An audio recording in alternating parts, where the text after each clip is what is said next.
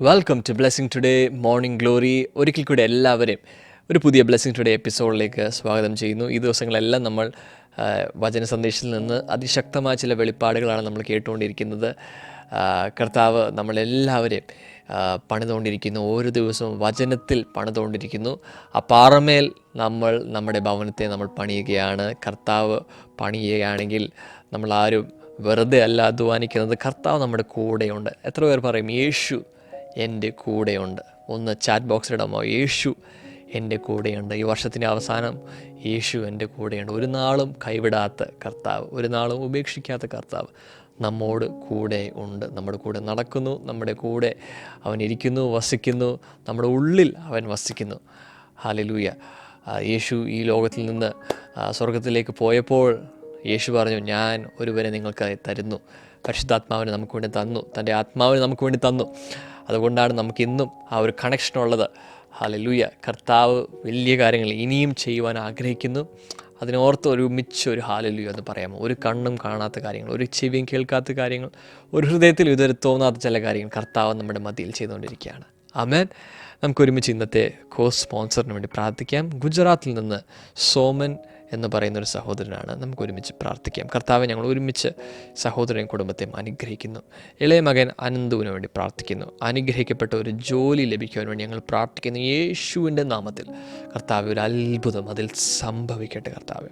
അപ്പോൾ തന്നെ സോമൻ ബ്രദറിൻ്റെ ബിസിനസ്സിൽ ഉയർച്ച ലഭിക്കുവാൻ വേണ്ടി പ്രാർത്ഥിക്കുന്നു. യേശുവിൻ്റെ നാമത്തിൽ കർത്താവെ, അങ്ങ് വച്ചിരിക്കുന്ന ഉയർച്ചയിലേക്ക് ബ്രദർ പറന്നു ഉയരട്ടെ എന്ന് പ്രാർത്ഥിക്കുന്നു. അങ്ങ് കർത്താവ് അനുഗ്രഹിക്കണമെന്ന് പ്രാർത്ഥിക്കുന്നു. അപ്പോൾ തന്നെ ബ്രദറിൻ്റെ പ്രഷറും ഷുഗറും യേശുവിൻ്റെ നാമത്തിൽ നോർമലാകട്ടെ. ഒരു സൗഖ്യത്തെ ഞങ്ങൾ ഒരുമിച്ച് കൽപ്പിക്കുന്നു. ഭവനത്തിലുള്ള എല്ലാവർക്കും ദൈവിക ആരോഗ്യവും അനുഗ്രഹവും സംരക്ഷണവും ഉണ്ടാകാൻ വേണ്ടി ഞങ്ങൾ ഒരുമിച്ച് പ്രാർത്ഥിക്കുന്നു. പിതാവിൻ്റെയും പുത്രൻ്റെയും പരിശുദ്ധാത്മാവിൻ്റെ നാമത്തിൽ ഞങ്ങൾ ബ്ലെസ് ചെയ്യുന്നു. കർത്താവ്, അങ്ങയുടെ വലിയ അനുഗ്രഹത്താൽ ബ്ലെസ് ചെയ്തതിനാണ് നന്ദി പറയുന്നു. യേശുവിൻ്റെ നാമത്തിൽ തന്നെ. ആമേൻ, ആമേൻ. God bless you. ഇതുപോലെ ഉള്ള എപ്പിസോഡുകൾ സ്പോൺസർ ചെയ്യാൻ ആഗ്രഹിക്കുന്ന വ്യക്തികൾക്ക് നിങ്ങൾക്ക് ഒരു TV പ്രോഗ്രാം സ്പോൺസറായി തീരാം. സ്ക്രീനിൽ അതിൻ്റെ ഡീറ്റെയിൽസ് ഉണ്ട്. ഇപ്പോൾ സ്ക്രീനിൽ നിങ്ങൾക്ക് ന്യൂ ഇയർ ബ്ലെസ്സിങ്ങിൻ്റെ ചില ഡീറ്റെയിൽസ് കാണാൻ പറ്റും. ഈ വരുന്ന December 31 നൈറ്റ് നമ്മുടെ ന്യൂ ഇയർ സർവീസ് നടക്കുന്നത് രാജീവ് ഗാന്ധി ഇൻഡോർ സ്റ്റേഡിയം, കടവന്ത്ര, കൊച്ചിയിലാണ്. അതിൽ അമേസിങ് ആയിട്ടുള്ള ചില കാര്യങ്ങളാണ് വെച്ചിരിക്കുന്നത്. അതിനുവേണ്ടി എല്ലാവരും പ്രത്യേകം ഇൻവൈറ്റ് ചെയ്യുന്നു. നിങ്ങളെല്ലാവരും കടന്നു വരിക, മറ്റുള്ളവരെ ഇൻവൈറ്റ് ചെയ്യുക. കർത്താവ് വലിയ കാര്യങ്ങൾ നമ്മുടെ മധ്യയിൽ ചെയ്യാൻ പോവുകയാണ്. God bless U.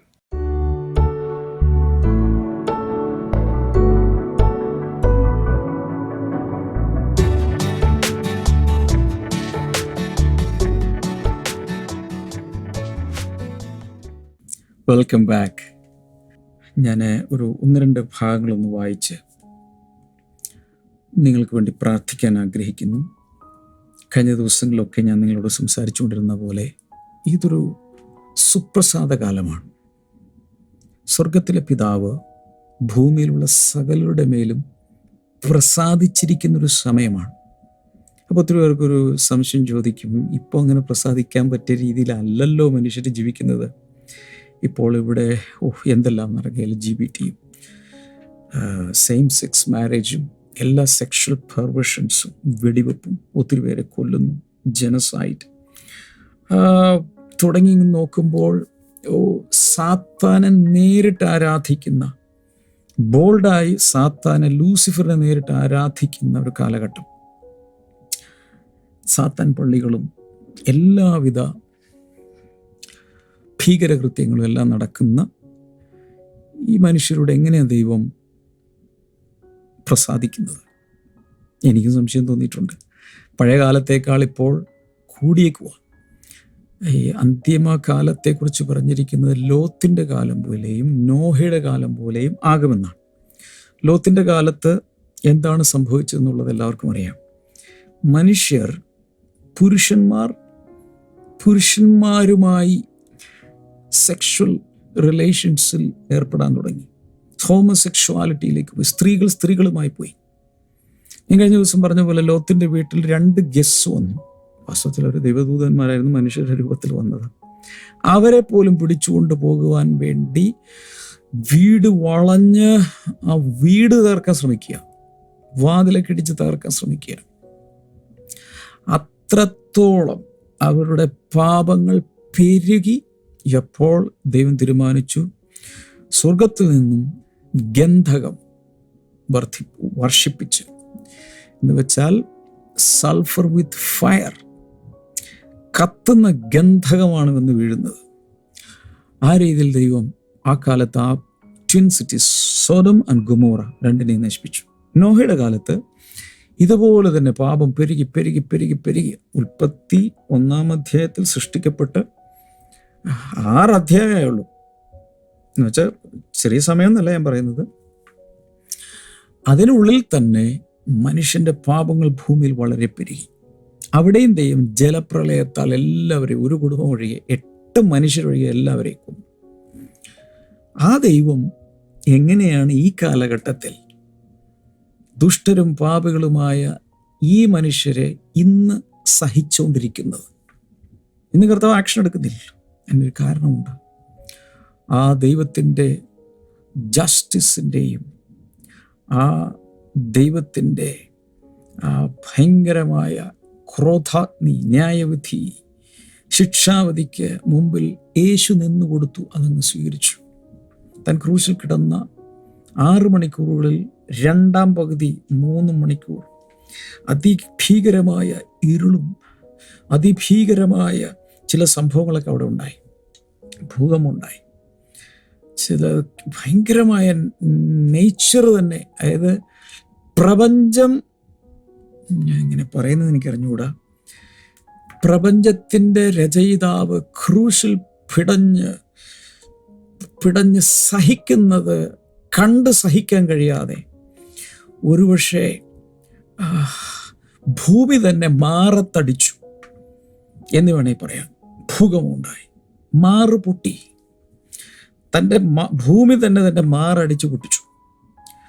അത്രയ്ക്ക് ഭീകരമായിരുന്ന അവസ്ഥ.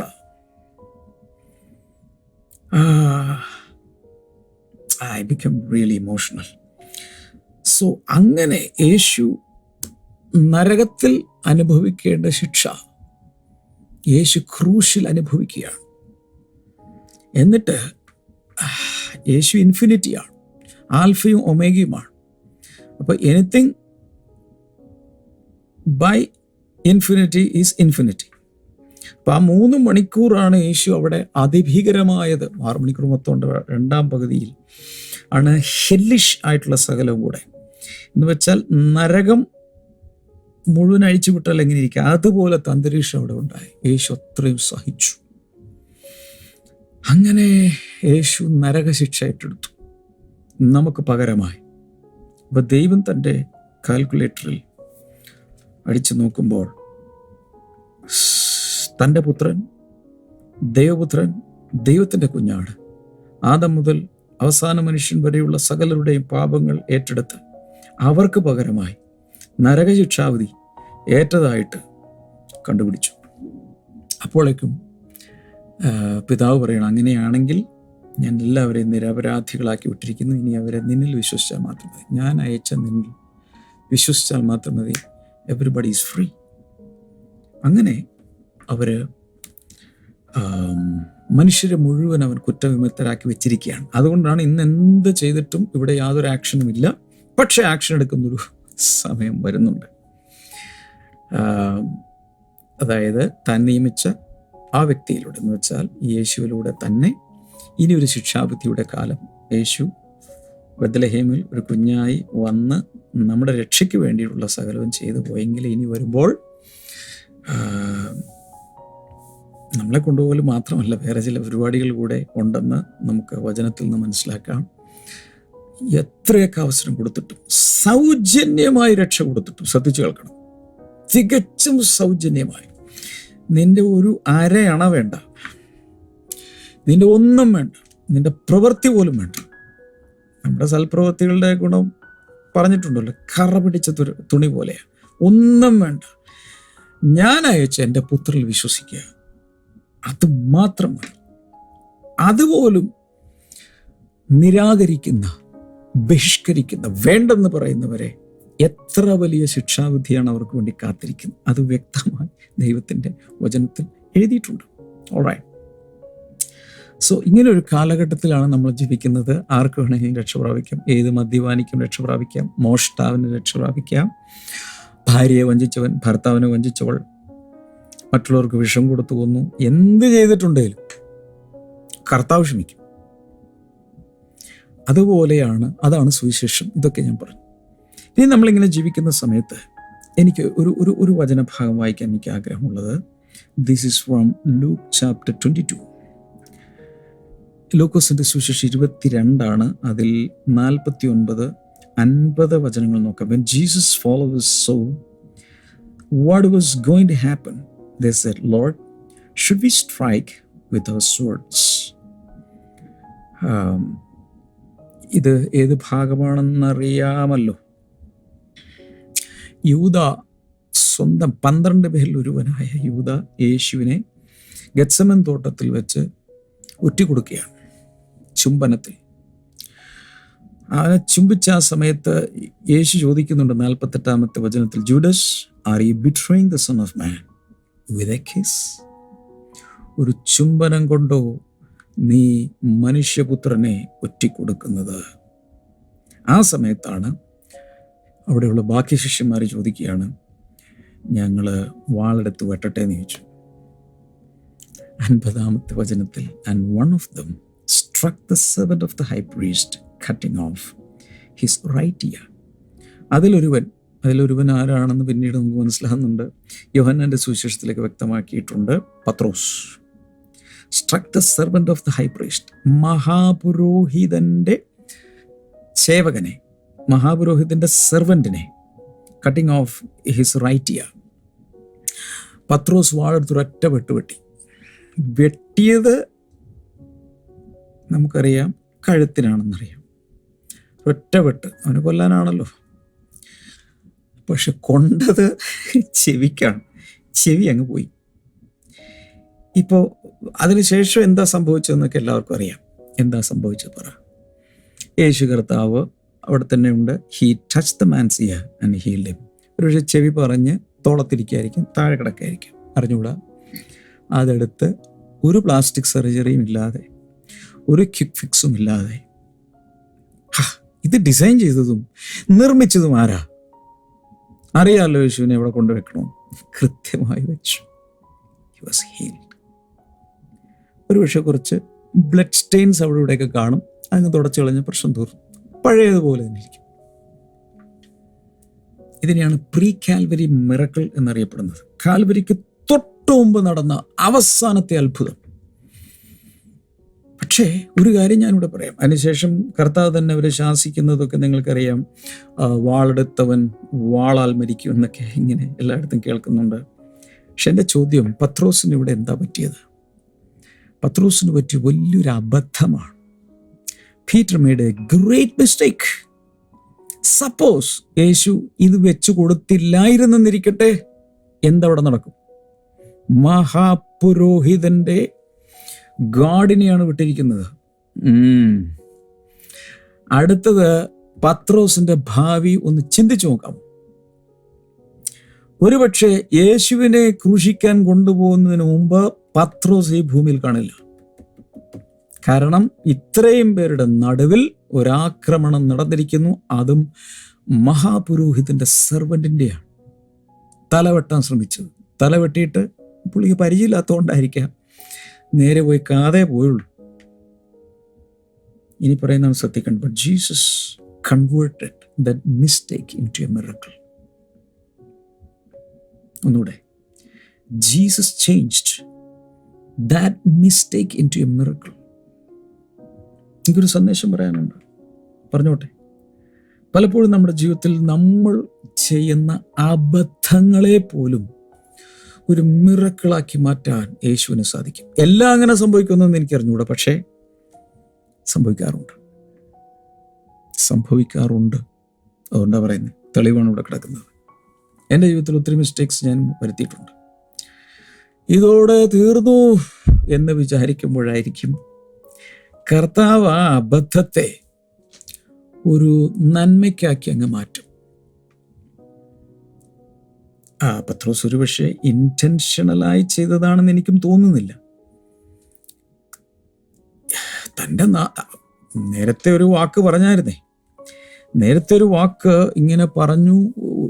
ചില ദിവസങ്ങളിലൊക്കെ യേശുവിനെ പ്രൈവറ്റായി മാറ്റിയൊക്കെ വിളിച്ച് ശാസിക്കുകയൊക്കെ ചെയ്തായിരുന്നു ശിമോൻ. നീ ഒരിക്കലും അങ്ങനെ പറയുകയും ചെയ്യരുത്, ഇങ്ങനെ ജെറുസലേമിൽ പോയി മരിക്കുമെന്നും കൊല്ലുമെന്നും അങ്ങനെയുള്ള നെഗറ്റീവ് ഒന്നും പറയരുത്. ഓർക്കുന്നുണ്ടോ? മത്തായി സുവിശേഷം 16-ാം അധ്യായത്തിൽ ആദ്യം നീ ജീവനുള്ള ദൈവത്തിൻ്റെ പുത്രനായ ക്രിസ്തുവാകുന്നു എന്ന് വലിയ വെളിപ്പാടൊക്കെ പറഞ്ഞയാൾ അടുത്ത മിനിറ്റിൽ നിനക്ക് ഒരു നാൾ അങ്ങനെ സംഭവിക്കും. ഈ നെഗറ്റീവ് ടോക്സ് വേണ്ടത്. നമ്മുടെ ലീഡർ ഇപ്പം നെഗറ്റീവാണ് പറയുന്നത്.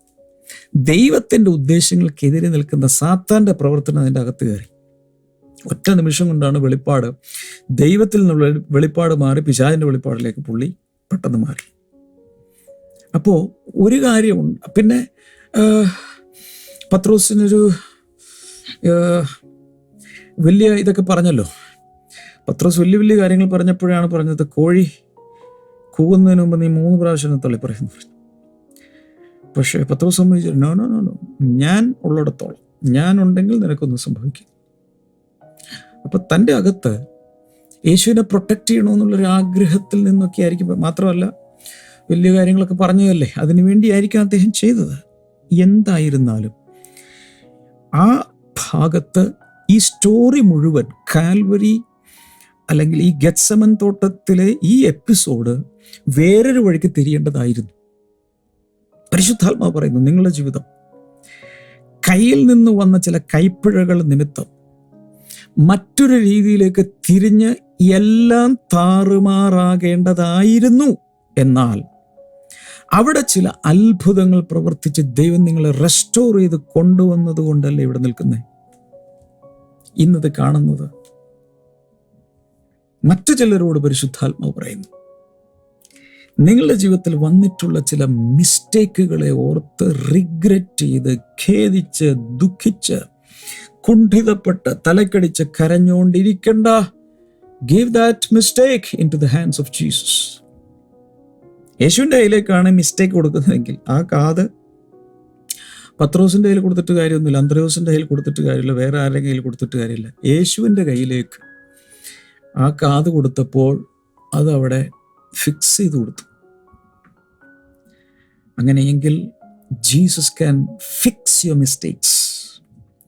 ഹലോ, നിന്റെ ജീവിതത്തിൽ വന്നുപോയ താളപ്പിഴകൾ, കൈപ്പിഴകൾ, അബദ്ധങ്ങൾ ഇൻറ്റൻഷണലായിട്ടല്ലായിരിക്കാം, നല്ല ഉദ്ദേശത്തിൽ ചെയ്തതാണ്, പക്ഷേ അത് ബാക്ക് ഫയർ ചെയ്തു. പല രീതിയിൽ അത് പ്രശ്നം സൃഷ്ടിച്ചുകൊണ്ടിരിക്കുകയാണ്, കോളിളക്കങ്ങൾ ഉണ്ടാക്കിക്കൊണ്ടിരിക്കുകയാണ്. പക്ഷെ അതിനെ ഒരു അത്ഭുതമാക്കി മാറ്റാൻ കഴിവുള്ള ഒരു യേശു ഉണ്ടെന്നേ. ഹലോ, ഉണ്ടെന്നേ. അതിൻ്റെ തെളിവാണ് ചരിത്രത്തിൽ തിരുവെഴുത്തിൻ്റെ താളുകളിൽ ഇടം പിടിച്ച ഈ സംഭവം. ചില വാക്കുകളിലാണ് അത് എഴുതിയിരിക്കുന്നതെങ്കിലും there is a message in it. മനസ്സിലാവുന്നുണ്ടോ ഞാൻ പറയുന്നത്? പക്ഷെ ഒരു കാര്യം ഇവിടെ യേശു പറഞ്ഞു 51-ാമത്തെ വചനത്തിൽ, but Jesus answered no more of this. ഒരു വാണിംഗ് ആണ്. കനത്ത ശബ്ദത്തിൽ, ഗാംഭീര്യത്തോടുകൂടെ, കർശന ശബ്ദത്തിൽ യേശു പറയുകയാണ്, നോ മോർ ഓഫ് ദിസ്. ഇനി ആരും ചെയ്യരുത് എന്ന് വെച്ചാൽ ഇനി ആരും വാളെടുക്കരുത്, വെട്ടരുത്, എന്നെ പ്രൊട്ടക്റ്റ് ചെയ്യാൻ ശ്രമിക്കണ്ട.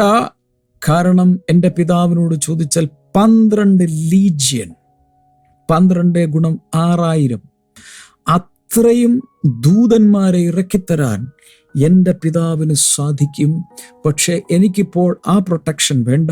എൻ്റെ നാഴിക വന്നിരിക്കുന്നു. കുഞ്ഞുങ്ങളെ, നിങ്ങൾക്ക് വേണ്ടി എൻ്റെ ജീവൻ ഒരു സാക്രിഫൈസായി, എൻ്റെ കുറച്ച് മുമ്പ് ഇപ്പോൾ പെസഹ കഴിഞ്ഞ് ഇങ്ങോട്ട് വന്നത്, അപ്പം എടുത്തിട്ട് കർത്താവ് പറഞ്ഞു ഇതെൻ്റെ ശരീരമാകുന്നു, പാനപാത്രം എടുത്തിട്ട് പറഞ്ഞു ഇതെൻ്റെ രക്തമാകുന്നു. അതുകൊണ്ട് ആ എൻ്റെ മാംസരക്തങ്ങൾ നിങ്ങൾക്ക് വേണ്ടി ഒരു യാഗമായി അർപ്പിക്കുവാനുള്ള സമയമായി. No more of this. അതിലൊരു വാണിംഗ് ഉണ്ട്. ഈ ചെയ്തത് ഇനി ചെയ്യരുത്, ആരും ചെയ്യരുത്. ഒരിക്കൽ മിസ്റ്റേക്ക് പറ്റിയാൽ പിന്നെ ആവർത്തിക്കേണ്ട ആവശ്യമില്ലെന്നർത്ഥം. ഒരു മിസ്റ്റേക്ക് പറ്റി, അതൊരു മിറക്കിളാക്കി കർത്താവ് മാറ്റി. അപ്പോൾ പത്രോസ് ചിന്തിക്കുവാണ്, പത്രോസ് ആ വാള് തന്നെ എടുത്തിട്ട് അപ്പുറത്തെ കാതുകൂടി അറുത്ത് കളഞ്ഞാലോ? I don't think Jesus will heal that. No more of this.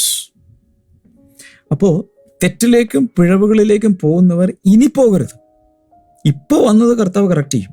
ഇപ്പോൾ വന്നതിനെ ഒരു അത്ഭുതമാക്കി ദൈവം മാറ്റും, ഒരു മിറക്കിളാക്കി കർത്താവ് മാറ്റും. പക്ഷേ നോ മോർ ഓഫ് ദിസ്. ആരോടൊക്കെയോ പരിശുദ്ധാത്മാവ് പറയുന്നു, ചിലതിൽ നിന്നൊക്കെ കർത്താവ് രക്ഷിച്ചു, ഒരു തരത്തിലൊക്കെ കാലുറപ്പിച്ച് നിർത്തി. ഇനിയും പഴയതിലേക്ക് പോകരുത്. കുളി കഴിഞ്ഞ പന്നി വീണ്ടും ചെളിയിൽ പോയി ഉരുളുന്നത് പോലെ ഒരിക്കൽ ചില പാപപങ്കിലമായ അല്ലെങ്കിൽ പ്രശ്നത്തിൽ നിന്നും, മോശമായ കൂട്ടുകെട്ടിൽ നിന്നും, അല്ലെങ്കിൽ ഗെയിം അഡിക്ഷനിൽ നിന്നും, സ്ക്രീൻ അഡിക്ഷനിൽ നിന്നും, സബ്സ്റ്റൻസ് അഡിക്ഷനിൽ നിന്നും, ഏതെങ്കിലും ബാഡ് റിലേഷൻഷിപ്സിൽ നിന്നൊക്കെ കർത്താവ് വിടുവിച്ച് കൊണ്ടുവന്ന് നിർത്തി. പക്ഷെ വീണ്ടും വീണ്ടും അതിലേക്ക് പോകുന്ന ഒരു രീതി വേണ്ട. നായ് സ്വന്തം ഛർദിയിലേക്ക് തിരിയുന്നത് പോലെ തിരിയരുത്. No more of this. The present one, I did a miracle. No more of this. ഇനി ആരും വെട്ടരുത്, ഇനി ആരെയും അബദ്ധം കാണിക്കരുത്. ഏറ്റവും ബുദ്ധിമാനായ മനുഷ്യനാരാണെന്ന് ഞാൻ കഴിഞ്ഞ ദിവസങ്ങളിലൊക്കെ പറഞ്ഞിരിക്കുന്നു. ജോസഫിന്റെ സ്റ്റോറി, ഇത് നിങ്ങളുടെ കഥയാകാമെന്നൊക്കെ പറഞ്ഞ സമയത്ത് ഞാൻ പറഞ്ഞു, ഏറ്റവും ബുദ്ധിമാനാരാ? മറ്റുള്ളവരുടെ മിസ്റ്റേക്ക് കണ്ട് പഠിക്കുന്നവനാണ് ഏറ്റവും ബുദ്ധിമാൻ. അവരവരുടെ ജീവിതത്തിൽ വീണ്ടും മിസ്റ്റേക്ക് ഉണ്ടാക്കി, പിന്നെയും മിസ്റ്റേക്ക് ഉണ്ടാക്കി, വീണ്ടും വീണ്ടും വീണ്ടും മിസ്റ്റേക്ക് ഉണ്ടാക്കി, വീണ്ടും എഴുന്നേറ്റ് പോകേണ്ട ആവശ്യമൊന്നുമില്ല. അയാളുടെ ജീവിതത്തിൽ മിസ്റ്റേക്ക് വന്നപ്പോൾ അയാൾക്ക് ഇങ്ങനെ സംഭവിച്ചു, ദൈവം അതിങ്ങനെ ചെയ്തു. അങ്ങനെയെങ്കിൽ എൻ്റെ ജീവിതത്തിൽ വന്നാൽ അത് സംഭവിക്കും, അതുകൊണ്ട് എനിക്ക് വേണ്ട. I keep myself aloof. അതിൽ നിന്ന് ഞാൻ വിട്ടുമാറുകയാണ്. ഞാൻ പറയുന്നത് മനസ്സിലാകുന്നു? വാവ്. All right. അപ്പോൾ ഞാൻ പറഞ്ഞ ദൂത് മറക്കരുത്. Jesus can convert your mistakes into miracles. ഇതിപ്പോൾ അങ്ങനെയുള്ള അവസ്ഥയിൽ ആരെങ്കിലും ഉണ്ടെങ്കിൽ കർത്താവ് ഇത് ചെയ്യുമെന്നാണ് പറഞ്ഞത്. Praise God. ഇത് പ്രാർത്ഥനാ സമയം.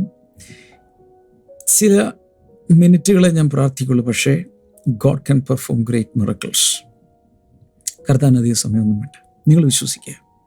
കൈകളെ സ്ക്രീനിലേക്ക് നീട്ടിപ്പിടിക്കാം. യേശുവിൻ്റെ നാമത്തിൽ ഇപ്പോൾ ഇത് കാണുന്ന ഓരോരുത്തരെയും കർത്താവേ നീ സ്പർശിക്കുന്നതിനായി നന്ദി.